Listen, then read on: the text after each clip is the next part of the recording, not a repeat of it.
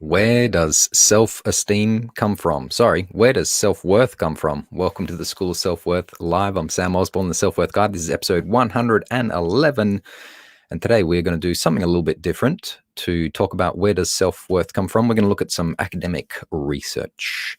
And this is the first time I'm doing this, so I'm going to absolutely ruin it, I'm sure of it. But the one message I want you to remember from today is that self-worth is how you see yourself. And we're going to be looking at an academic research paper that talks about three things. It's going to talk about your tendencies for feeling positive and negative emotions about yourself or attitudes about yourself. We're going to talk about self-view, specifically about your strengths and weaknesses. And also we're going to talk about how you frame your self-view and whether you think that's important and whether you can rely on that. So let's go right ahead and right now.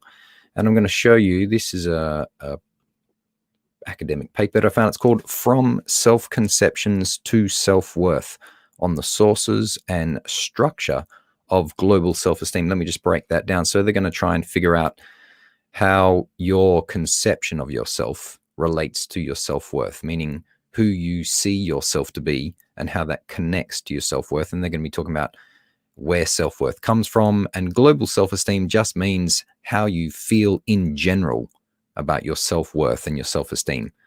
So let's have a look at this. I'm going to scroll down. And so this is put out by the University of Texas, Austin, Texas. Word up to everyone over there. So the researchers found, I'm going to zoom it right in, that there were three factors that uniquely contributed to people's self-esteem. Number one was how they experienced, or their tendency to experience positive and negative affective states.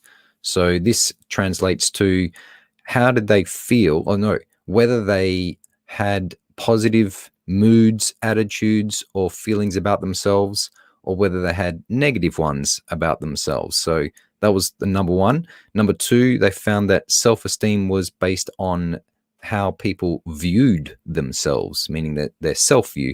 And it says right here, for example, their conceptions of their strengths and weaknesses, whether they thought that they had some or not. And yeah, just how they viewed themselves, how they saw themselves. And the third one, which is probably the most interesting one, is how people frame their self-views.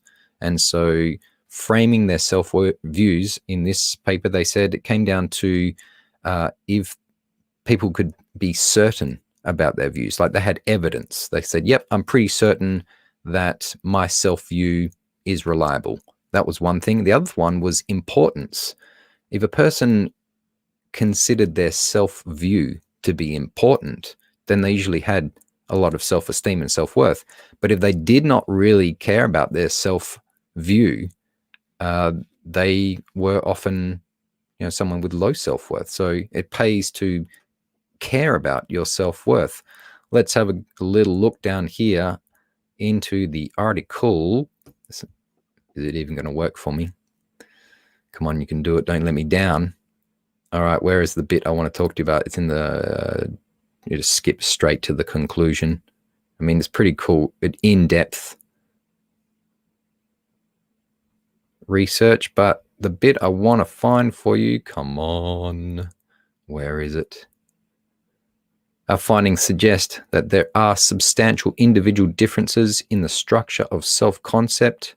That means that everybody views themselves differently. And where's the other bit I wanted to show you? I can't find it. I think I've said everything I wanted to say. Yeah, basically, if you consider your self-view to be important, you're going to have more self-worth. If you can rely on your ability to think about, or you can rely on yourself and say, yep, I know I've got a strength. There's the evidence. That's going to help. Or if you can, what's the other one?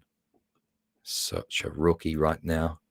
Hit the tendencies to feel positive moods about yourself, attitudes about yourself.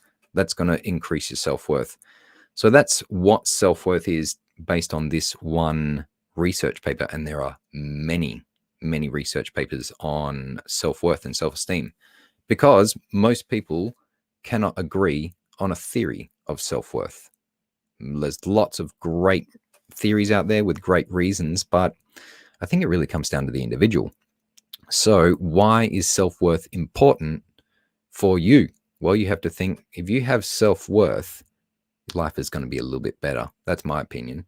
If you have self-worth, you feel competent. You feel like, okay, I can go out there in the world and I can do things and I can accomplish things. You feel better in yourself. I think self-worth is going to help you to care about yourself more, especially your health, your wealth, your career, your business, your spirituality, your relationships, your education, your recreation. I think self-worth really is a nice piece of medicine that we can all take and build on to enjoy life, make it meaningful and fulfilling. So that's what self-worth is, where it comes from, and why it's important for you. If you've enjoyed this episode, I've got a free gift for you. It's called Crush Imposter Syndrome Forever, the starter kit for bulletproof confidence. And the link is on the screen right now, samosborn.com/starter kit. And I invite you to join the School of Self-Worth Facebook group. Come and say hi. That's the best place to get hold of me. And if you remember one thing from today's episode, it is that self-worth is all about how you see yourself. Have a wonderful day, everyone. Bye.